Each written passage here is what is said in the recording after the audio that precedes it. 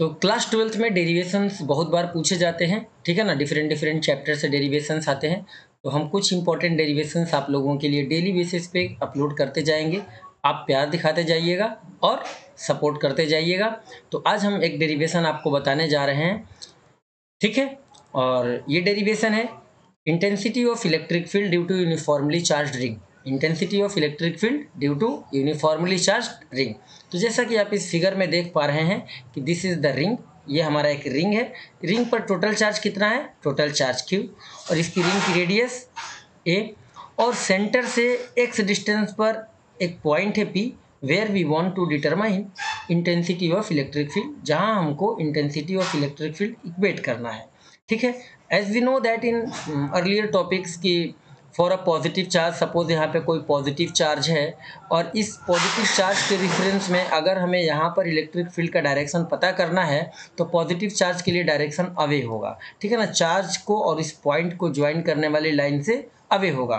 वहीं in the same case कि अगर कोई नेगेटिव चार्ज है किसी एक पर्टिकुलर पॉइंट, जैसे यहाँ पर इंटेंसिटी ऑफ इलेक्ट्रिक फील्ड का डायरेक्शन पता करना है कि डायरेक्शन ऑफ इलेक्ट्रिक फील्ड किधर होगा, तो फॉर द नेगेटिव चार्ज इस direction of the field is towards the negative charge, ठीक है। पॉजिटिव चार्ज के लिए किसी भी पर्टिकुलर पॉइंट से दूर होता है और नेगेटिव चार्ज के लिए नेगेटिव चार्ज की ओर होता है। ये दो बातें आपको क्लियर हो गई। बेसिक फार्मूला आपको पता ही होगा कि जो इंटेंसिटी ऑफ इलेक्ट्रिक फील्ड होता है बेटा, ये इसका जनरल फार्मूला होता है small k Q divided by R square, ठीक है ना। Q क्या है? ये चार्ज की मैग्नीट्यूड और इस चार्ज से इस पॉइंट के बीच की डिस्टेंस ही हमारी R है यहाँ पर। तो ये चीज़ें आपको पहले से पता होना चाहिए, तो ये डेरिवेशन करना बहुत आसान हो जाएगा। तो इतनी चीज़ें तो आपको समझ में आ गई। ये आप क्या कर लेंगे, इसे आप लोग बहुत अच्छे से नोट कर लेंगे बिना किसी टेंशन के। अब हम बात करते हैं कि इसमें क्या क्या हमें ध्यान देना है इस फिगर में, ठीक है। तो इस फिगर में जैसा कि आपको मैंने बता दिया कि टोटल चार्ज हमारा कितना है भाई, कि Q charge is given to the ring, ठीक है ना। ये हमारा टोटल चार्ज है, ये रिंग का टोटल चार्ज है, टोटल चार्ज, ठीक। और ये चार्ज डिस्ट्रीब्यूट किधर है? तो total charge distributed over length, इधर डिस्ट्रीब्यूट है, डिस्ट्रीब्यूटेड ओवर लेंथ, ठीक। और रिंग है, एक्चुअल में ये क्या है? रिंग है। तो रिंग की टोटल लेंथ कितनी होती है? सरकमफेरेंस के इक्वल। और सरकमफेरेंस कितना हो जाएगा इसका? 2πa। सपोज इसी को हम लेंथ मान के एज्यूम करेंगे, ठीक है। अगर हम यहाँ पर एक और चीज़ एज्यूम कर लें कि लेमडा जो है it's a linear charge density. क्या है बेटा? Lambda linear charge density.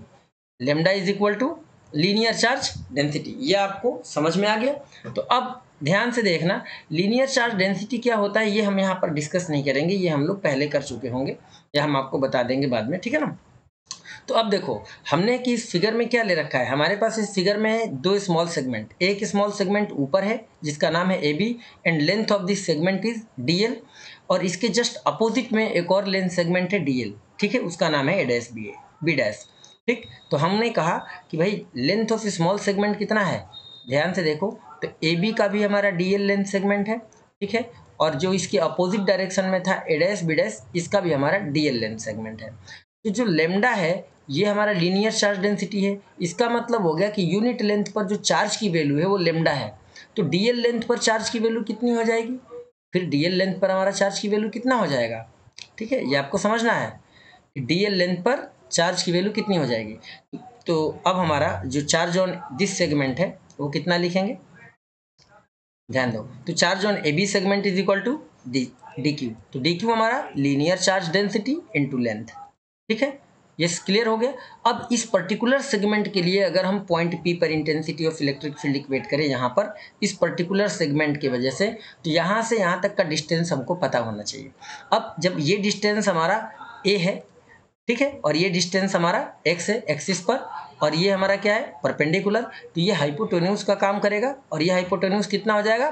√A² plus x²। इसी डिस्टेंस को हम लोग क्या लिखेंगे? r की तरह यूज करेंगे। तो हम आगे हमने कहा कि ये चार्ज है और इस चार्ज की वजह से इंटेंसिटी पॉइंट P पर कितना होगा, तब हमने लिखा कि इलेक्ट्रिक फील्ड, ठीक है ना, ये DE लिखा कहाँ पर? At point P।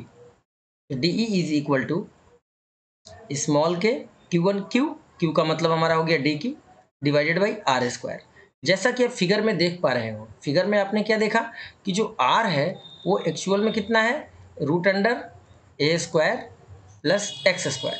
तो जब स्क्वायर करेंगे तो रूट हमारा हट जाएगा, तो डी की वैल्यू कितनी आ गई, डी की वैल्यू आ गई बेटा k d q divided by root under, और रूट अब हमारा हट जाएगा, तो a square plus x square. ठीक है, यूनिट क्या होगा, न्यूटन पर कूलम। ये किसके लिए हमने इक्वेट किया, ये इक्वेट हुआ है इस पर्टिकुलर सेगमेंट के लिए, ये ए बी सेगमेंट के लिए है ना। अब अगर फिगर में हम जाके देखेंगे, आप फिगर में आ जाओ, तो जैसा कि हमने शुरुआत में आपको एक कॉन्सेप्ट बताया कि पॉजिटिव चार्ज हो या नेगेटिव चार्ज, जो डायरेक्शन होता है ना, अगर ये पॉजिटिव चार्ज है, ये हमारा प्लस क्यू चार्ज है, और इसके लिए अगर हम यहाँ पर इंटेंसिटी ऑफ इलेक्ट्रिक फील्ड निकालेंगे तो डायरेक्शन इसका इधर होगा, और ये डिस्टेंस होगा यहाँ से यहाँ तक का। ठीक है, और नेगेटिव चार्ज है तो नेगेटिव चार्ज की तरफ होता है, ये बात हमने आपको बता दी है। तो अब क्या करो कि इस फिगर में ध्यान से देखा जाए अगर, तो इस सेगमेंट के लिए जो इलेक्ट्रिक फील्ड होगा इस चार्ज वाले सेगमेंट को और पॉइंट को जोड़ने वाली लाइन के अलोंग होगा, जो कि ये निकल के आएगा।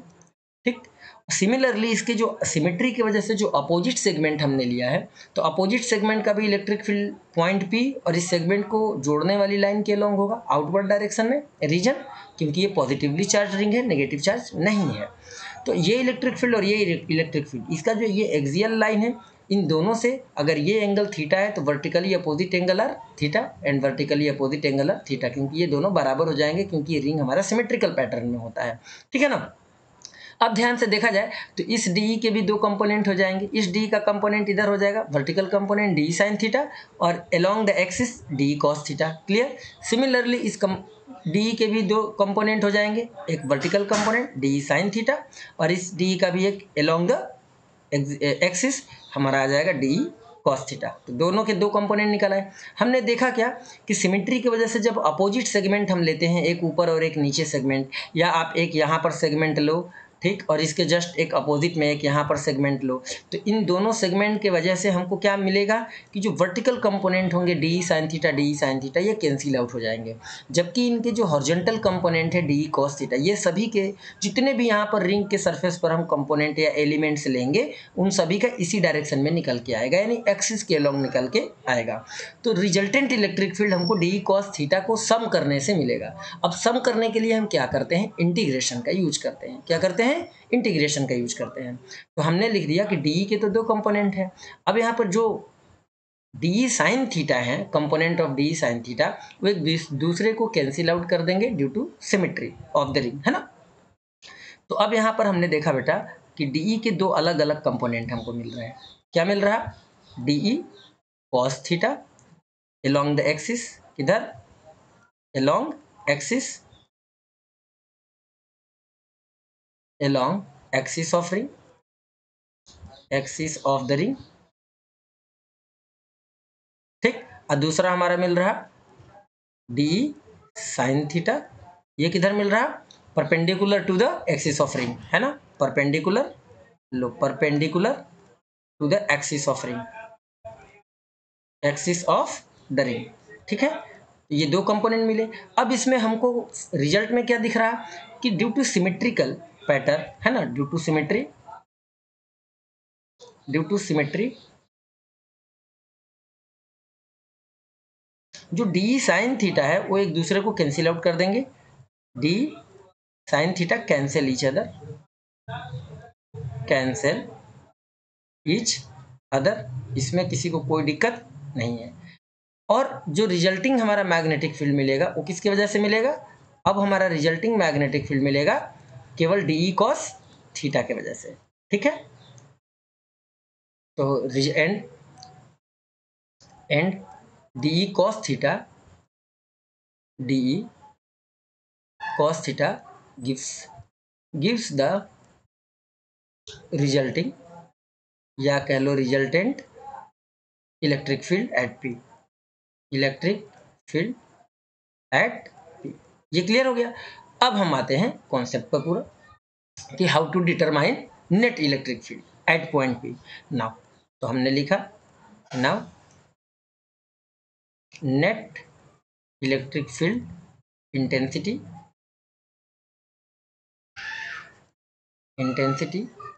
at P is equal to E is equal to, अब जो हमारा इसका हॉरिजॉन्टल कंपोनेंट निकल के आ रहा है इसका DE का, ये जो हमारे DE है, एक DE ये है, इन सब के हॉरिजॉन्टल कंपोनेंट यानी एक्सियल कंपोनेंट क्या है, DE cos थीटा, और ये सभी ऐड होंगे। तो अब ऐड कितने सारे, बहुत सारे यहाँ पर एलिमेंट हम लेंगे, सबको ऐड करने के लिए एक बार में एक कंपोनेंट की वैल्यू लिखेंगे और इंटीग्रेशन लगा देंगे। ठीक है, तो हमने लगा दिया कि DE cos theta, DE cos theta, और ये देखो इंटीग्रेशन हमने लगा दिया है। तो अब हमारा E इज इक्वल टू आ जाएगा बच्चे DE। अब DE की वैल्यू कितना है हमारे पास, DE की वैल्यू है K DQ upon a square plus x square, और DQ की वैल्यू हमारे पास कितना है, लेमडा इंटू DL। तो ये वैल्यू भी यहाँ सब्सटीट्यूट कर देंगे और यहीं पर सब सारे DE की वैल्यू रख देंगे।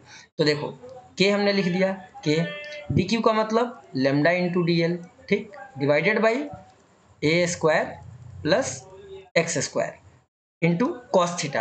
अब इस फिगर में आ जाओ, इस फिगर में जब आओगे आप ध्यान से देखो तो क्या ये एक राइट एंगल ट्राइंगल दिख रहा है आपको कि नहीं दिख रहा, ये क्या है OP, और ये AB वाला जो स्मॉल सेगमेंट है यहाँ से ये एक राइट एंगल ट्राइंगल बन रहा।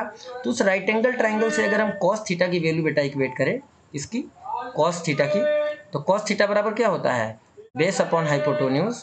अब इस थीटा के रिस्पेक्ट में बेस हमारा x है तो हमने लिख दिया x, और हाइपोटेन्यूज हमारा कितना है, हाइपोटेन्यूज ये है, इसकी वैल्यू ये है, तो इस वैल्यू को हमने लिख दिया, यानी कि ए स्क्वायर प्लस एक्स स्क्वायर, और रूट का मतलब क्या हो गया, पावर में 1/2। तो कॉस थीटा की वैल्यू हमारा है x upon a square plus x square power में 1/2। तो ये वैल्यू भी हम यहाँ पर सब्सटीट्यूट कर देंगे। तो हमने लिख दिया कॉस थीटा की जगह x upon a square plus x square power 1/2। ठीक है ना, ये कंप्लीट हमारा इंटीग्रेशन का पैटर्न हो गया। अब देखो जब इलेक्ट्रिक फील्ड हम इक्वेट करेंगे तो क्या आएगा, के तो हमारा कांस्टेंट है बाहर आ जाएगा, लेमडा हमारा कांस्टेंट है बाहर आ जाएगा, एक्स हमारा कांस्टेंट है बाहर आ जाएगा अपॉन में। जब बेस हमारा सेम हो तो यहाँ पर पावर 1 है, यहाँ पर पावर 1/2, तो जब बेस सेम होता है तो पावर ऐड हो जाते हैं। तो ये पावर ऐड जब करेंगे हम लोग तो a square plus x square, अब पावर हमारा आ गया 3/2। ठीक है, अब इंटीग्रेशन में केवल हमारे पास क्या बच गया, DL। अब इस रिंग के स्मॉल सेगमेंट को जब हम इंटीग्रेट करेंगे, स्मॉल सेगमेंट DL को, तो भाई हमेशा याद रखना ये चीज़ बेटा कि जैसे डी, अगर कहीं डी थीटा लिखा हो तो इंटीग्रेशन करने पर थीटा आता है। ठीक है ना, ये रूल है, ये समझो ये हमारा रूल है। तो उसी तरीके से अगर हमारे पास DL है, स्मॉल लेंथ सेगमेंट को इंटीग्रेट करेंगे तो टोटल लेंथ हमारा मिलेगा, और टोटल लेंथ है कितना एक्चुअल में, 2πa के बराबर। ठीक है, ये बात समझ में आ गई, तो ये आपको ध्यान रखना है। तो हमने क्या करा, हमने कहा कि इतना तो सबको समझ में आ गया, तो DL की वैल्यू हमारी यहाँ पर निकालेंगे तो कितनी आएगी, तो ये जो यहाँ से ये DL की वैल्यू आपको दिख रहा है, ये DL की वैल्यू इंटीग्रेशन के अंदर ये हमारा टोटल लेंथ आ जाएगा। तो जब टोटल लेंथ आ जाएगा तो अब हमारे पास आंसर कितना बचा इलेक्ट्रिक फील्ड का, तो intensity of electric field eight P हमारा निकल के आया K, ठीक, lambda x divided by A square plus x square power 3/2 into DL के जगह हमारा जो DL था इंटीग्रेशन में DL, इस DL की जगह लेंथ, और लेंथ एक्चुअल में कितना लिख सकते हैं हम लोग, 2πa। तो एक्चुअल में हम यहाँ पर 2πa लिख सकते हैं, कोई दिक्कत नहीं है। दूसरा चीज़, टोटल लेंथ L लेंथ पर, यानी कि टोटल लेंथ L का मतलब क्या हो गया, 2πa सर्कमफेरेंस, यस और नो, आपने कहा बिल्कुल सर, रिंग है, रिंग की टोटल लेंथ ही हमारा सर्कमफेरेंस के बराबर होगा। तो इस पूरे सर्कमफेरेंस पर हमारा कितना चार्ज गिवन है, चार्ज Q गिवन है। तो अगर हम टोटल चार्ज की बात करें इन टर्म ऑफ डेंसिटी तो Q बराबर क्या आ जाएगा, Q बराबर आ जाएगा लेमडा इंटू लेंथ, और लेंथ का मतलब 2πa, इसमें कोई दिक्कत तो नहीं है। तो ये जो लेमडा है और ये जो 2πa है, इस टोटल टर्म दोनों को कंबाइंड करके हम क्या लिख सकते हैं, टोटल चार्ज। ठीक है, तो हमने लिख दिया कि E is equal to K का मतलब होता है 1/4π एप्सिलॉन नॉट। अब हमने लिख दिया इसको Q, क्योंकि लेमडा इन 2πa हमें टोटल चार्ज के बराबर आ जाएगा, और this is the x divided by A square plus x square power 3/2 Newton पर कूलम। तो ये हमारा क्या आया, रिंग के लिए इंटेंसिटी ऑफ इलेक्ट्रिक फील्ड आया, इसके लिए रिंग के लिए। अब यहाँ पर कुछ स्पेशल कंडीशंस भी हमारे बन जाते हैं। अब वो स्पेशल कंडीशन क्या है, आइए इसके बारे में चर्चा कर लेते हैं। कुछ स्पेशल पॉइंट्स ये है बेटा कि अगर हम ऐसा मान लें, स्पेशल पॉइंट आपको बहुत अच्छे से ध्यान से सुनना है हमारी बात को, रिंग के केस में, कि अगर हम ऐसा एज्यूम कर लें कि ये जो हमारी रिंग है ना बाबू, ये रिंग है हमारी, इसका पॉइंट पी यहाँ ना हो के कहाँ पर हो, सेंटर ऑफ द रिंग हो। तो जब पॉइंट पी यहाँ ना हो के सेंटर ऑफ द रिंग हो जाएगा, तो ये जो डिस्टेंस है ओ टू पी यानी कि एक्स, ये डिस्टेंस हमारा खत्म हो जाएगा, जीरो बन जाएगा। तो पहला कंडीशन हमारा क्या है, आ जाओ पहले कंडीशन की तरफ, special case 1, if P lies at the centre, lies at the centre. समझ में आ रहा है कि पी हमारा कहाँ एग्जिस्ट कर रहा हो बच्चों, पी हमारा एग्जिस्ट कर रहा हो सेंटर पर। तो जब पी हमारा सेंटर पर एग्जिस्ट करेगा तो हम क्या कर लेंगे, हम कर लेंगे, अरे यार ये क्या हो गया, तो हम ले लेंगे कि x इज इक्वल टू 0। जब इस इक्वेशन में x की वैल्यू आप 0 कर दोगे, ठीक है, ये भी 0 ये भी 0, तो जब x 0 करेंगे तो ये भाई देखो यहाँ भी 0 है, तो ये x 0 करते हैं ये पूरा टर्म क्या बन जाएगा 0, यानी कि जो हमारी इंटेंसिटी आएगी रिंग के सेंटर पर वो कितना आ जाएगा बच्चे, 0 निकल के आएगा। इसमें किसी को कोई दिक्कत हो तो बताना, कोई दिक्कत नहीं ना। तो intensity of electric field at the centre of the ring is 0। अब बहुत सारे बच्चे ये पूछ रहे होंगे कि सर ये कैसे पॉसिबल है, हाउ दिस इज पॉसिबल, तो हम आपको समझाते हैं कैसे पॉसिबल है। आ जाओ, आप देखो जैसे यहाँ का एलिमेंट है छोटा सा, इस एलिमेंट स्मॉल एलिमेंट के लिए, ये जो एलिमेंट है इस स्मॉल एलिमेंट के लिए जो यहाँ पर हमारा इलेक्ट्रिक फील्ड होगा वो नीचे की तरफ होगा, यस और नो, तुमने कहा बिल्कुल। ये जो स्मॉल एलिमेंट है इस स्मॉल एलिमेंट के लिए इलेक्ट्रिक फील्ड यहाँ पर ऊपर की तरफ होगा। तो सोचो कि दो अपोजिट एलिमेंट के लिए जिनके लेंथ सेम हो तो सेंटर पर इलेक्ट्रिक फील्ड अपोजिट डायरेक्शन में आएगा, और चूंकि लेंथ सेम है तो चार्ज की वैल्यू सेम होगी। इस सर्कमफेरेंस से लेके इस पॉइंट की बीच यानी कि डिस्टेंस तो रेडियस के इक्वल होगी, तो इलेक्ट्रिक फील्ड जब इक्वल और अपोजिट डायरेक्शन में होगा तो वो एक दूसरे को कैंसिल आउट कर देगा। तो इसी तरीके से इसके बगल में अगर कोई यहाँ पर एलिमेंट ले लें और यहाँ पर एलिमेंट ले लें तो सभी एलिमेंट्स एक दूसरे के इफेक्ट को कैंसिल आउट कर देते हैं, जिसके वजह से रिजल्टिंग इलेक्ट्रिक फील्ड इस पॉइंट पर हमें क्या मिल जाता है, 0 मिल जाता है। क्लियर है, इसमें कोई दिक्कत तो नहीं। अब अगर हम, ये पहला कंडीशन था, यहाँ पर दूसरा कंडीशन हमारा क्या होता है, दूसरा कंडीशन भी आपको समझना है। दूसरा कंडीशन ये है बेटा कि अगर हम ऐसा एज्यूम कर ले, दूसरा कंडीशन, ये पहला हो गया यहाँ पर खत्म।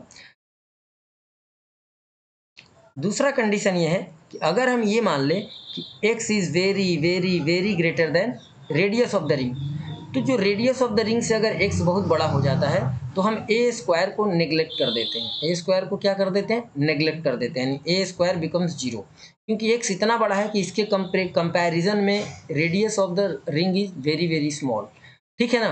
तो इसका स्क्वायर करने पर रिजल्ट और छोटा हो जाएगा, किसी भी नंबर को अगर जो काफ़ी स्मॉल वैल्यू का हो तो उसका स्क्वायर करने पर वैल्यू और छोटी हो जाती है, तो इसलिए इसको हम 0 कर देंगे। अब जब ये 0 बन जाएगा तो बचा क्या, एक्स स्क्वायर पावर 3/2। अब समझो कि एक्स स्क्वायर पावर 3/2, तो जब पावर से पावर को मल्टीप्लाई करेंगे तो ये कट जाएगा, बचेगा क्या, डिनोमिनेटर में x3, और ऊपर भी हमारा एक x है तो एक x से नीचे वाला एक x हमारा कैंसिल आउट हो जाएगा, तो नीचे हमारा केवल x स्क्वायर बच जाएगा, यानी ये वैल्यू q/x²। तो हमारा जो इंटेंसिटी आ जाएगा ये आ जाएगा 1/4πε0 q/x²। अब तुमको ये लग रहा होगा कि सर ये रिजल्ट तो पॉइंट चार्ज के लिए है, तो बिल्कुल सही बात आपको लग रहा है कि जब हमारा एक्सियल डिस्टेंस बहुत ज़्यादा हो as comparison to the radius of the ring, तो रिंग का जो टोटल चार्ज है, ये जो टोटल ये रिंग है, समझ लो आपके सामने स्क्रीन पर ये जो रिंग दिख रहा है, ये पूरा सिस्टम आपको क्या एज्यूम कर लिया जाता है, एज ए पॉइंट चार्ज, यानी कि टोटल चार्ज हम q ले लेंगे और यहाँ से ये डिस्टेंस x ले लेंगे, तो पॉइंट चार्ज के लिए इलेक्ट्रिक फील्ड इंटेंसिटी कितना होता है, k/r², तो उतना ही आ जाएगा, ठीक है ना। इसमें किसी को कोई दिक्कत तो नहीं, ये बात बहुत अच्छे से सबको समझ में आ गया। तो ये आपके दो अलग से स्पेशल केस हैं, तो इसको आप लोग कभी भी भूलेंगे नहीं। इसमें एक और चीज़, एक और कंडीशन आता है कि eight which point intensity of electric field is maximum, कि किस पॉइंट पर intensity of electric field axis पर मैक्सिमम होगा। तो जैसा कि आप इस फिगर में देख पा रहे हो, आपके सामने जो ये फिगर है, इस फिगर में ही अगर आप ध्यान से देखो तो आपको क्या दिखाई दे रहा है, वैसे मैं एकदम ख़राब दिखने लगा हूँ तो फिगर को मुझे चेंज करना पड़ेगा, इस फिगर में ही आ जाते हैं। तो इस फिगर में आप देखो, यहाँ पर इंटेंसिटी ऑफ इलेक्ट्रिक फील्ड 0, यहाँ पर इंटेंसिटी ऑफ इलेक्ट्रिक फील्ड कितना निकल के आया, यहाँ पर इंटेंसिटी ऑफ इलेक्ट्रिक फील्ड निकल के आया इतना कि 1/4πε0 qx/a² + x² पावर 3/2। तो हम क्या करेंगे, यानी डिस्टेंस के रिस्पेक्ट में, एक्स के रिस्पेक्ट में इलेक्ट्रिक फील्ड हमारा वेरी कर रहा है। कोई भी चीज़ अगर किसी के रिस्पेक्ट में वेरी कर रहा हो तो हम क्या करते हैं, डी बाई डी एक्स निकालते हैं, उस फंक्शन का डिफरेंशिएशन करते हैं और डिफरेंशिएशन को जीरो रखते हैं। तो मैक्सिमम इलेक्ट्रिक फील्ड के सिचुएशन में हमें क्या कंक्लूजन मिलता है वो हम आपको बता दें कि आपको मैक्सिमम इलेक्ट्रिक फील्ड कहाँ पर मिलेगा, एट विच पॉइंट। तो जब हमारा एक्स की वैल्यू, रेडियस कितना है, ए बाई रूट टू हो, कितना, ए बाई रूट टू। तो इस पोजीशन पर जब एक्स की value a by root two equal निकलता है तो उस सिचुएशन में हमारा इंटेंसिटी ऑफ इलेक्ट्रिक फील्ड क्या होता है, मैक्सिमम होता है। ये चीज़ आपको याद रखना है। अब क्या करेंगे कि इस फार्मूला में जहाँ जहाँ एक्स है उस एक्स की जगह हम ए अपॉन रूट टू रखेंगे। तो जब ए अपॉन रूट टू रखेंगे तो हमको जो कंक्लूडेड रिजल्ट मिलेगा वही हमारा maximum intensity of electric field होता है रिंग के लिए, ठीक है। लेकिन ये सब बोर्ड के लिए नहीं है, ये जो कॉन्सेप्ट हमने बताया ये आपके कंपटीशन के लिए है, for JEE and NEET, for JEE and NEET के लिए है, ठीक है। ये आपके बोर्ड के लिए नहीं है, लेकिन बोर्ड के लिए ये वाला और ये वाला ज़रूर है, इसलिए दो कंडीशन को आपको एज पर बोर्ड ध्यान रखना है। तो आई होप कि इसका डेरिवेशन आपको बहुत अच्छे से समझ में आया होगा। सारे स्टेप्स को हमने काफ़ी डिटेल्ड में एक्सप्लेन किया। मैं जानता हूँ कि डिटेल्ड में जब समझाने लग जाओ तो टाइम लगता है, लेकिन कोई बात नहीं, टाइम लगना चाहिए लेकिन समझ में आना चाहिए, ये इंपॉर्टेंट है हमारे और आपके लिए, ठीक है। तो इस वीडियो में इतना ही, फिर मिलते हैं अगले डेरिवेशन के साथ। तब तक के लिए आप सब मुझे आज्ञा दीजिए। जय हिंद।